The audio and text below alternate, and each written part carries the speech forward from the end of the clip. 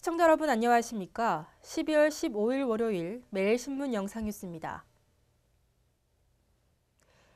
경북도 내 화재 구조 출동 중 소방구급차가 멈춰선 사례가 늘고 있습니다. 경북도의회에 제출된 행정사무감사 자료를 분석한 결과 경북의 소방차 등 소방구조 장비의 노후화로 지역민들의 안전이 위협받고 있는 것으로 나타났습니다. 경북도 내에서 화재 구조 출동 중 소방구급차가 멈춰선 사례가 올 상반기에만 7건이나 됩니다. 경북의 소방구급차가 출동 중 퍼진 사례는 지난해에도 9건이나 발생했고 소방차가 5차례, 구급차가 4차례였습니다. 경북도 내 소방차량 748대 가운데 129대가 내용 연수를 초과한 노후 차량이며 노후율이 18%에 이릅니다. 은행에서 돈을 빌린 사람이 올해 상반기 말에 1,050만 명을 넘어 역대 최고 수준을 기록했습니다. 또 1인당 부채액은 4,600만 원을 넘어 연말에는 5천만 원에 육박할 것으로 전망됩니다. 금융권과 날스 평가 정보 자료에 따르면 6월 말 현재 은행권에서 돈을 빌린 사람은 1,050만 8천 명이고 부채 합계는 487조 7천억 원으로 나타났습니다. 은행권에서 돈을 빌린 사람은 지난해 조금 줄었다가 올해 상반기 1,050만 명을 넘으며 역대 최고를 기록했습니다. 1인당 부채액은 2010년 4,261만 원에서 2012년 4,471만 원, 지난해 4,598만 원, 올해 6월 말에는 4,641만 원으로 꾸준히 늘고 있습니다.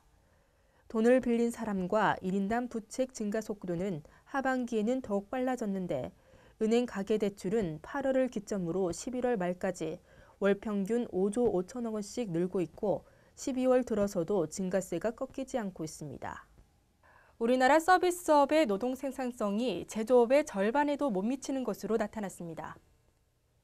대한상공회의소는 최근 보고서에서 2012년 기준 국내 서비스업의 노동 생산성은 제조업의 46%를 기록했다고 밝혔습니다. 이는 제조업 강국인 일본의 83%, 독일의 73%보다 훨씬 낮은 수치입니다. 특히 중간재형 서비스업인 정보통신업의 노동 생산성은 제조업의 74%로 OECD 조사 대상 25개국 가운데 22위를 기록했고 금융보험업도 95%로 21위에 머물렀습니다. 대구 출신의 영원한 가게 김광석이 3차원 입체 영상인 홀로그램으로 되살아납니다. 대구시는 방천시장에 김광석 거리를 채울 문화 콘텐츠로 홀로그램 제작을 추진하고 있습니다.